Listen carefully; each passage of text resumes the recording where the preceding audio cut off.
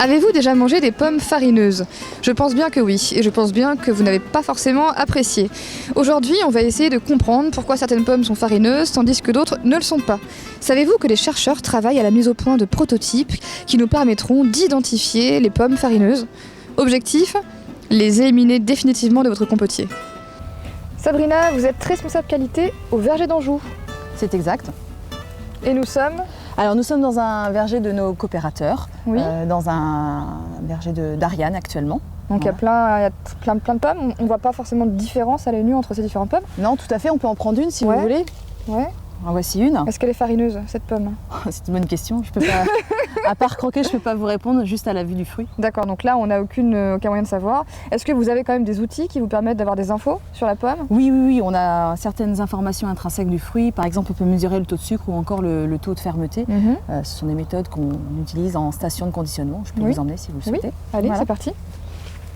Et Sabrina, c'est vraiment grave une pomme farineuse pour vous? Pour nous, c'est un client qui ne revient pas. Qu'est-ce que vous êtes en train de faire là, Sabrina? Je suis en train de préparer un test pour mesurer la fermeté du fruit en fait. D'accord. Voilà, donc je pèle la première couche et après je fais les mesures. Donc là c'est une analyse destructive. Totalement. Donc on a un appareil qui permet de mesurer la fermeté et qui enregistre les résultats en fait.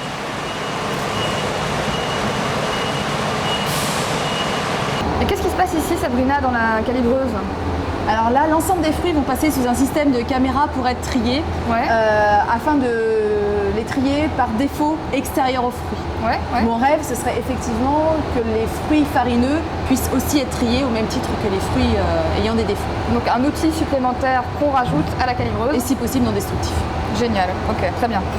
Le rêve de Sabrina va peut-être bientôt devenir réalité. Une équipe de chercheurs travaille en effet depuis plusieurs années sur un projet qui s'appelle AI-Fruits et dont l'objectif est de comprendre pourquoi certaines pommes sont farineuses.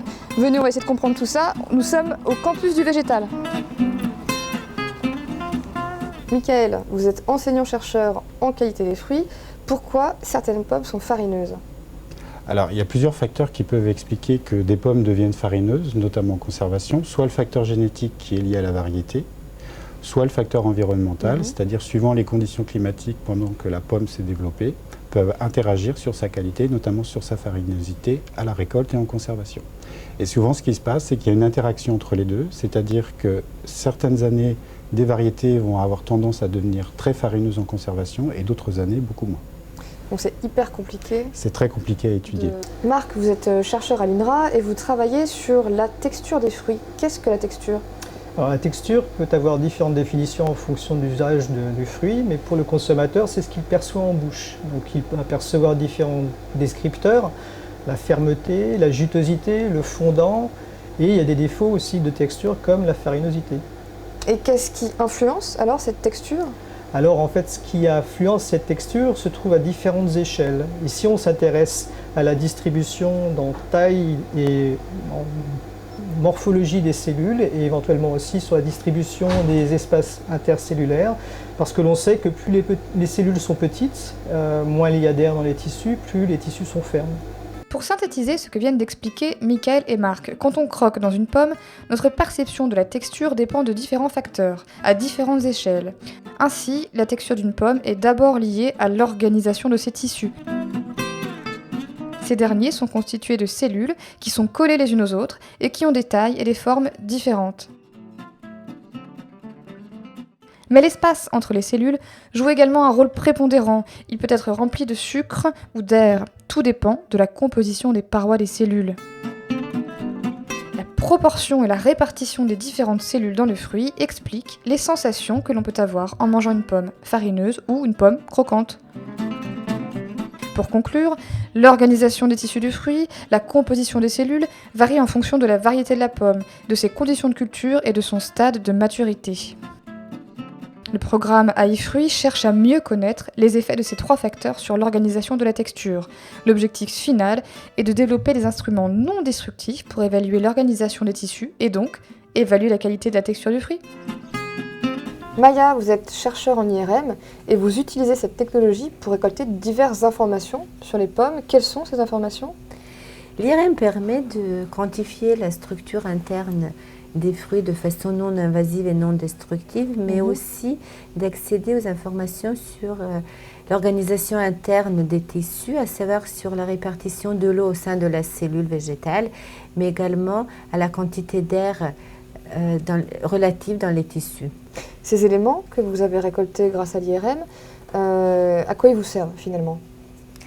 Alors ces informations sur la répartition de l'eau dans les cellules et sur la microporosité ont pu être liées à des propriétés mécaniques qui, comme vous le savez, sont liées à la texture du fruit.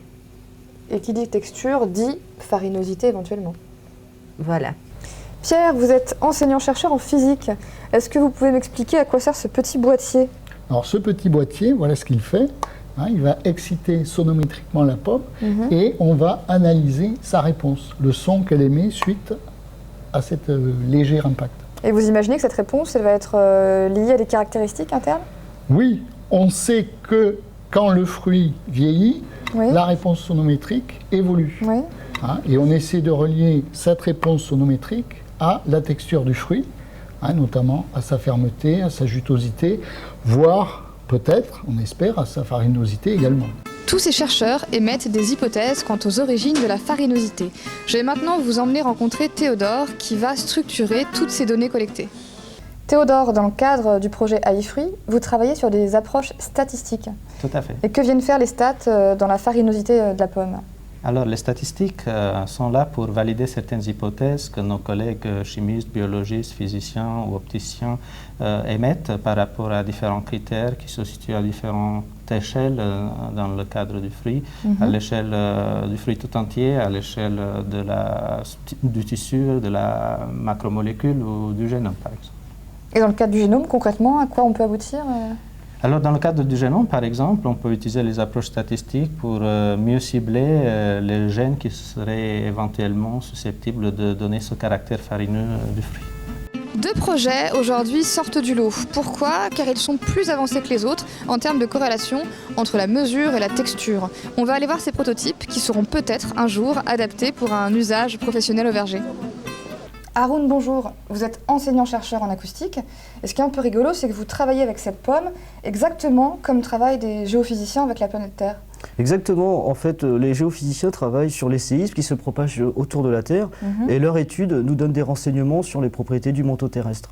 Ici, l'idée est de développer cette même technique à une échelle réduite, qui est celle de la pomme, et qui permettrait donc de créer des séismes qui se propagent et qui nous donneraient des propriétés sur la pomme. Donc on s'amuse, vous amusez comme ça à faire des faux séismes ? Oui, tout à fait. On crée ainsi des séismes ultrasonores qui se propagent et leur étude nous donne des informations importantes sur les propriétés du fruit.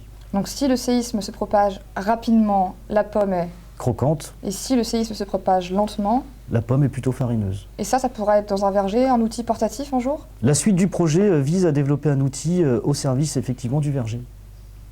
Mohamed, grâce à vous, je vais quitter le monde du son pour entrer dans le monde de la lumière.